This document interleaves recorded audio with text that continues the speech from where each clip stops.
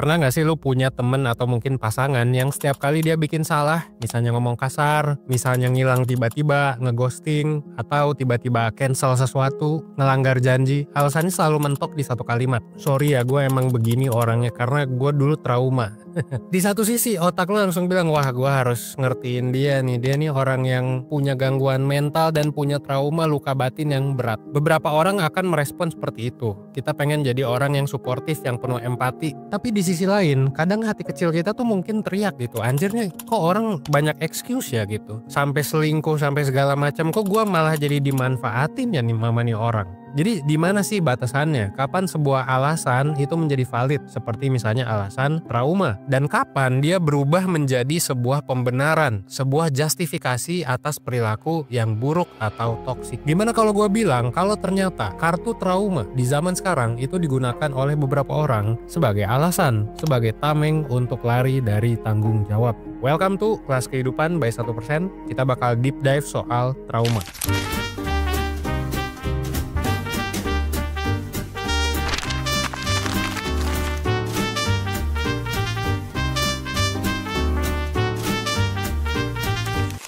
Oke guys, sebelum lanjut gue mau ngasih tahu info buat lo yang lagi ngerasa bingung, ngerasa stuck sama hidup akhir-akhir ini. Entah itu soal karir, pendidikan, hubungan, keluarga, pernikahan, atau hal-hal personal lainnya. Sekarang 1% tuh nyediain psikotes premium. Di dalam psikotes premium ada berbagai pilihan tes yang dirancang buat ngebantu lo lebih paham siapa sih diri lo sebenarnya, supaya lo bisa ngambil keputusan hidup lo dengan lebih baik. Psikotes ini tuh ngegabungin berbagai jenis tes psikologi profesional. Jadi setiap lo beli, lo bakal dapet beberapa psikotes, disatuin reportnya jadi puluhan halaman untuk hasil yang akurat dan personal. Lo bisa baca puluhan halaman ini, dan yang paling keren, kalau lo nggak ngerti atau lo ada pertanyaan, lo bisa dapet insight lanjutan lewat konsultasi bareng expert dari 1%, langsung berdasarkan hasil tes lo.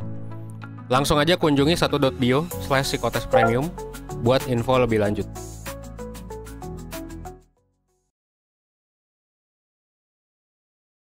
Dalam psikologi, trauma itu sebenarnya bukan kejadiannya, bukan kecelakaannya, bukan bentakannya gitu. Jadi bukan kejadian saat lu dikhianati, diselingkuhin, dan lain-lain. Trauma itu adalah respons dari kita sebagai manusia, jadi respons tubuh dan otak kita terhadap kejadian yang melampaui kapasitas kita untuk menanganinya. Nah, trauma tuh jadi bisa dibilang sebagai luka gitu loh. Ya, jadi kejadiannya terjadi, lu ketusuk, terus lu luka. Nah, sayangnya lukanya ini nggak sembuh dalam waktu singkat. Luka ini tertinggal dalam jangka panjang dalam sistem saraf lu, yang biasanya dibuktikan oleh reaksi tubuh dan otak dalam jangka panjang. Gue ulangi sekali lagi, dalam jangka panjang. Jadi, kalau kita merasakan yang namanya trauma, tubuh dan otak kita biasanya akan merespon dengan banyak hal. Nah, respon ini lu bisa lihat di berbagai layar. Dari soal jantung, ya, gampang kaget, susah tidur, mimpi buruk, dan lain-lain. Intinya ada banyak kategori dan kriteria ketika lu mengalami yang namanya trauma dalam tanda kutip.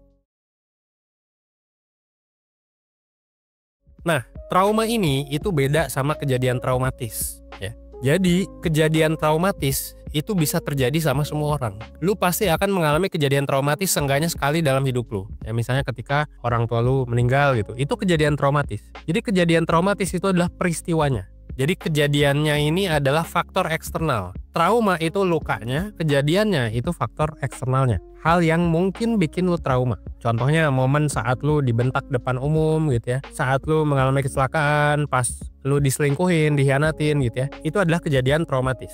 Nah, sementara trauma itu adalah lukanya yang tertinggal dalam diri lu dalam jangka panjang. Jadi trauma, gue ulangi sekali lagi, adalah respon sistem saraf lu, cara otak lu, tubuh lu yang akhirnya berubah karena di-trigger oleh peristiwa tersebut. Jadi ini yang terjadi dalam diri lu. Menariknya ya guys, nggak semua kejadian traumatis itu bisa menyebabkan trauma pada semua orang. Misalnya mungkin temen lu ada yang orang tuanya meninggal, ya udah hahi aja gitu, normal-normal aja gitu kan. Ya udah gitu. Itu kejadian traumatis tapi tidak bikin trauma gitu kan. Contohnya di case gue sendiri, banyak yang nggak tahu gitu ya. Gue tuh dulu pas jadi ketua BEM di Fakultas Psikologi ya. Gua sama teman-teman BEM gua yang puluhan orang itu sempat kena tsunami di Anyer yang mungkin kalau lo tahu ini tuh tsunami yang kena ke Seventeen juga ya. Ini tuh kejadian traumatis gitu ya. Kena tsunami gitu, villa yang kita sewa sampai pecah gitu ya. Terus banyak orang yang meninggal gitu kan. Ada temen gue yang sempat mau ke bawah ombak, ada juga temen gue yang luka berat sampai ya berdarah-darah lah gitu. Tapi apakah gue trauma setelah itu? Ya tidak gitu ya. Sampai sekarang gue masih normal-normal aja. Ada sih beberapa temen gue yang akhirnya nunjukin gejala trauma bahkan setelah bertahun-tahun, yang masih kemimpian segala macem. Tapi pertanyaannya, apakah gue merasakan emosi buruk juga gitu? Karena kan pas kita balik kita ada yang nangis gitu ya, gue juga salah satunya. Terus juga pas gue kena tsunami gue panik gitu ya, gimana cara gue mimpin nih anak-anak biar bisa selamat gitu. Untung gak ada yang meninggal gitu kan. Apakah gue merasakan emosi-emosi buruk itu saat hari H dan beberapa hari setelahnya? Ya iya gitu. Tapi apakah itu trauma? Gue bisa bilang kayaknya bukan sih, karena ini jatuhnya cuma emosi yang wajar aja. Ya siapa sih yang gak panik gitu pas kena tsunami, ya kan? Kenapa sih itu gak bisa dibilang trauma gitu ketika gue kena tsunami terus gue nangis, terus gue normal sekarang gitu? Ya karena luka di diri gue itu gak sebegitunya. Luka di diri gue langsung sembuh dalam beberapa hari. Itu gak sampai beberapa bulan atau beberapa tahun, karena trauma itu biasanya jangka panjang, ya kan? Yang terjadi pada gue adalah respons emosi normal aja gitu. Contoh lainnya adalah misal lu baru diputusin setelah pacaran bertahun-tahun. Misal ada cewek ada cowok ya. Si cewek contohnya misal nangis-nangis mulu setelah mutusin cowoknya, tapi 2 minggu kemudian setelah nangis udah normal lagi. Apakah ini trauma? Ya bisa jadi bukan, karena ya itu respons emosi yang normal gitu. Kalau putus ya wajarnya nangis gitu kan. Nah sementara si cowok yang diputusin ternyata pas putus kelihatannya biasa aja, dia nggak nangis ya, dan nggak kelihatan sedih juga. Tapi setelah relationship terakhir dia diputusin, ini bikin dia takut buat berhubungan lagi sama orang lain. Nah jadi ada lukanya tuh kan. Si cowoknya juga masih sering mimpi buruk, terus sering banget gak bisa tidur setelah berbulan-bulan, dan mimpi buruknya tuh tentang kejadian ketika diputusin. Apakah ini trauma? Mungkin bisa jadi ini termasuk ciri-ciri trauma. Gua gak bisa bilang trauma karena gua gak bisa mendiagnosis gitu kan. Tapi ini bisa dibilang salah satu ciri-cirinya, karena setelah kejadian putus itu ternyata masih menyisakan luka di tubuh dan di otak si cowok. Dia sampai gak bisa tidur, dia mimpi buruk segala macam, ya kan? Jadi kalau kita simpulin, kejadian traumatis itu adalah pisau ya. Dan pisau ini bisa tumpul, bisa juga tajam. Ada orang yang kena pisau tumpul langsung luka banget. Ada juga orang yang harus pisaunya tajam banget baru akhirnya merasakan yang namanya luka jangka panjang. Nah, setiap orang saat mengalami kejadian traumatis pasti merasakan yang namanya emosi. Nah, emosi ini adalah sakit yang dirasakan saat itu juga, saat kena tusuk si pisau itu. Nah, kalau trauma itu adalah luka yang gak kunjung sembuh setelah sekian lama. Jadi lu bisa bedain ya antara kejadian traumatis, emosi, dan trauma. Jadi hati-hati sama, gua nggak tahu ya, influencer atau apapun di luar sana yang dikit-dikit ngomong gua trauma nih gitu kan, atau ya orang-orang siapapun itu. Ya hati-hati dengan itu karena itu miskonsepsi sebenarnya. Nah, kenapa trauma suka dijadiin alasan? Nah, yang perlu digarisbawahi adalah penting banget buat kita untuk paham kenapa sih orang bisa punya luka dari masa lalu. Tapi jangan lupa, luka masa lalu ini tidak bisa menjustifikasi perilaku buruk yang dilakuin ke orang lain. Nah, disinilah kita harus bedain antara validasi dan juga justifikasi. Validasi itu sehat. Ini adalah ketika lu mengakui lu punya kecenderungan tertentu karena pengalaman masa lalu. Jadi pengalaman masa lalu memang membentuk perilaku lu saat ini. Contohnya ketika kita paham kalau kejadian traumatis di hubungan kita sebelumnya itu bikin kita bisa jadi susah percaya sama orang. Nah, ini adalah penjelasan, ini adalah validasi. Ya memang mungkin benar gitu ya. Basically ada masalah, terus lo lihat penyebabnya, divalidasi gitu. It's okay gitu kan. Tapi ada juga yang namanya justifikasi. Nah, yang ini itu masalah. Karena ini adalah saat orang pakai trauma sebagai alasan final yang tidak bisa diganggu gugat untuk melakukan perilaku yang toksik, biasanya yang menyakiti orang lain. Contohnya ya wajar dong gue selingkuh gitu, karena gue pernah diselingkuhin dulu, itu trauma gue dulu segala macem gitu. Nah, ini bukan jadi penjelasan lagi, ini adalah pembenaran. Ibaratnya punya luka di kaki terus lu jalan pincang, itu ya valid, oke-oke aja. Tapi lu punya luka bukan lu izin untuk nendang orang gitu ya, untuk lu ngusir orang dari tempat duduk gitu kan, gak begitu gitu ya konsepnya. Nah, yang jadi pertanyaan adalah kenapa banyak orang di sekitar kita yang ngejadiin trauma sebagai alasan.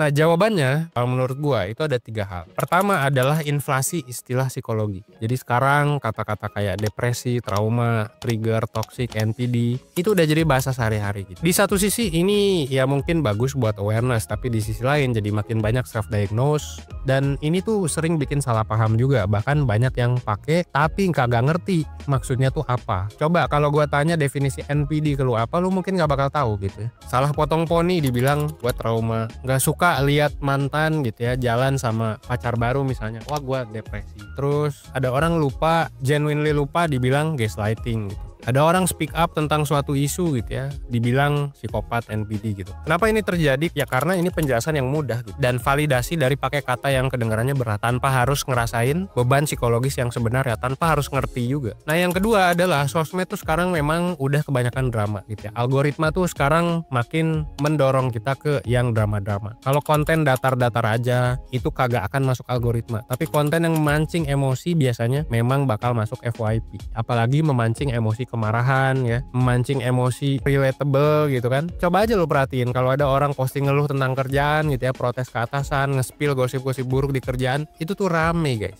Ini konten yang bakal masuk FYP. Pola ini yang akhirnya bikin kita terbiasa sama drama dengan kita sebagai korban. Jadi kita udah terbiasa nih, oh gua korban, ada banyak juga orang lain yang korban juga. Ya kan kita jadi menormalisasi bahwa kita adalah korban, yang mana sebenarnya nggak selalu kayak gitu juga. Nah yang ketiga adalah ya ini balik lagi ke tanggung jawab. Sebenarnya orang menjustifikasi trauma untuk menghindari tanggung jawab. Ngaku salah, minta maaf, berkomitmen untuk berubah, itu kata-kata yang sulit diucapkan di Indonesia kayaknya, yang penuh dengan ego gitu. Dan dengan kita bilang ini tuh salah trauma gua gitu, ini adalah sebuah jalan keluar yang sangat elegan gitu buat ego kita gitu. Tanggung jawabnya jadi pindah ke si trauma ini, basically mengalihkan tanggung jawab ke hal lain. Nah terus gimana sih solusinya? Well, kalau ternyata ada teman kita atau orang lain yang melakukan ini, menjustifikasi perilakunya karena trauma, yang perlu lakukan simple, bikin boundaries atau batasan. Jangan sampai kejebak sama alasan-alasan yang bikin orang ini bisa berperilaku buruk. Nah kalau yang melakukan justifikasi ini diri sendiri, ini buat lo yang nonton, ini mungkin agak berat, tapi kuncinya adalah refleksi secara jujur. Sadari kalau pengalaman buruk di masa lalu itu tidak mendefinisikan atau mengatur kita dan perilaku kita sekarang. Dan kejadian di masa lalu itu nggak bikin lo jadi bebas ngelakuin apapun. Kalau lo belum bisa berdamai, mungkin sekarang waktunya buat minta maaf ke diri sendiri dan berdamai sama diri sendiri atas kesalahan yang pernah lo lakuin dulu, dan juga luka yang sempat lo terima mungkin di masa lalu. Trauma tuh memang bisa jadi validasi, bisa jadi penjelasan yang make sense gitu, tapi trauma bukan justifikasi perilaku. Dan sadly memang sembuh dari trauma itu proses yang mungkin panjang dan mungkin berat juga. Dan ironisnya di bagian terpenting dari penyembuhan itu sebenarnya adalah pengambilan kembali tanggung jawab atas hidup kita gitu, atas perilaku kita di masa kini, bukan malah menyalahkan masa lalu atau menyerahkannya pada ya kejadian yang sudah pernah terjadi sebelumnya. Oke, mungkin itu sedikit penjelasan gue tentang trauma.